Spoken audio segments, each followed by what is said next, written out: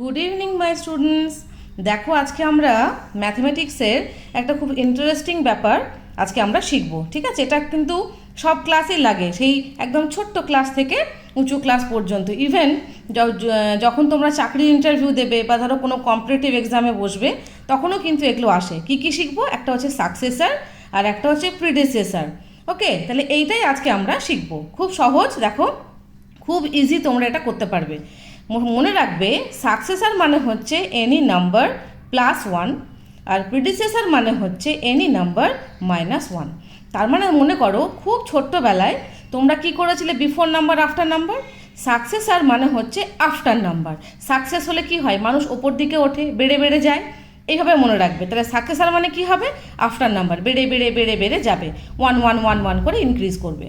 আর predecessor মানে কি? Pre মানে পিছনে। আমরা সবসময় যাই, সবসময় আমরা এটাই বলি, প্রি মানে হচ্ছে পিছনে। তাহলে প্রিডিসেসর মানে হচ্ছে এনি নাম্বার মাইনাস ওয়ান, মানে পিছিয়ে পিছিয়ে যাবে, minus one minus one minus one.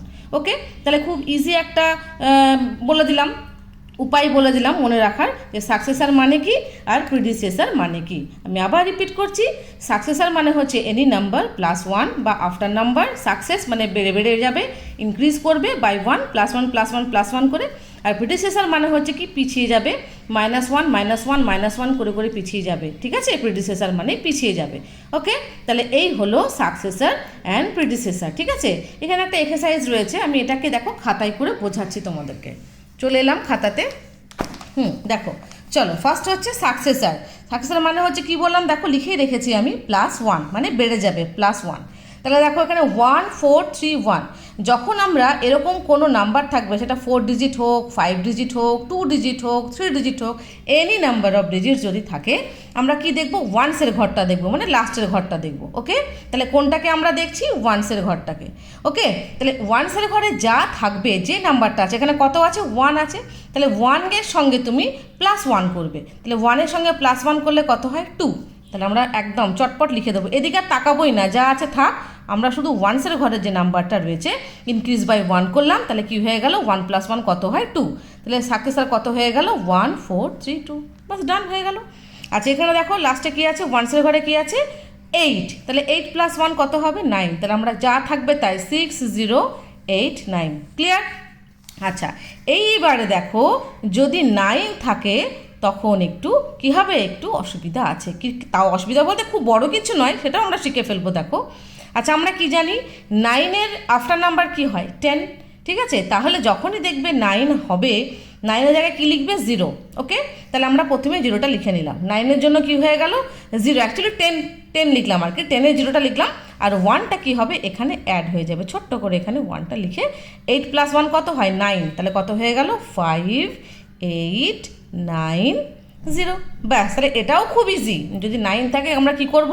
খুব সহজ টেকনিক, 9-এর জায়গায় 0 লিখব, আর তার আগে যে ঘরটা আছে মানে টেন্সের ঘরে যে থাকবে সেটা কি হবে? প্লাস 1। তাহলে 8 প্লাস 1 কত হয়? 9। তাহলে 5 8 9 0। খুব ইজি না? আচ্ছা চলো আরেকটা করি।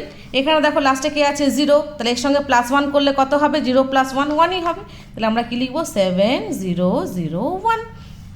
এখানেও দেখো 9 রয়েছে, আরও ইজি হয়ে গেছে। এখন 9টা কী হয়? আমি কি বলেছিলাম? 0 লিখতে হবে, আর তার আগের ঘরটা প্লাস 1। তাহলে এখানে ছোট্ট করে 1 লিখে দেবো।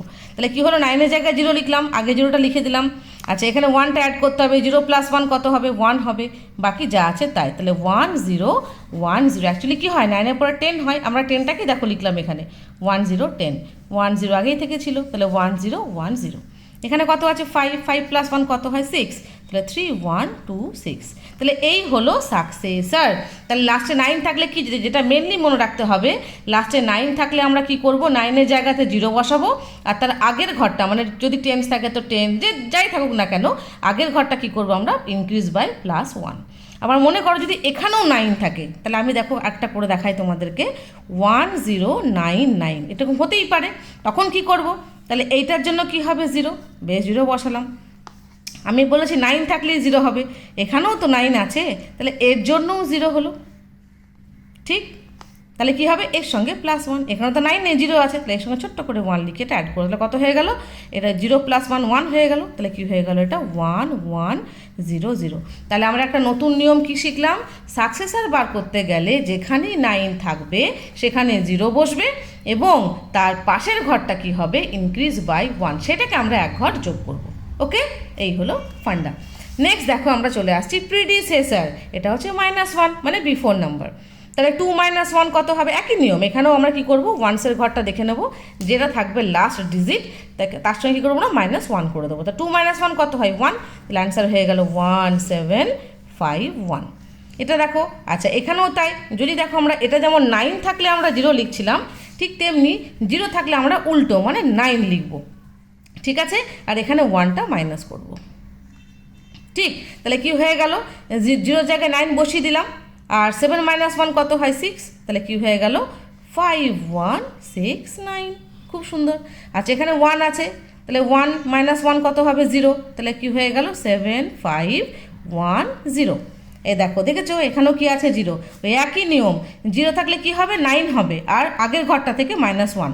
এখানে কটা 0 আছে, তাহলে আমাকে তটাই 9 লিখতে হবে। কটা 0 আছে, 3টে, তাহলে 9 9 9, আর তার আগের নাম্বারটা কি আছে, 1 1 - 1, তাহলে কত হয়ে গেল 0, তাহলে অ্যান্সার কি হয়ে গেল 999।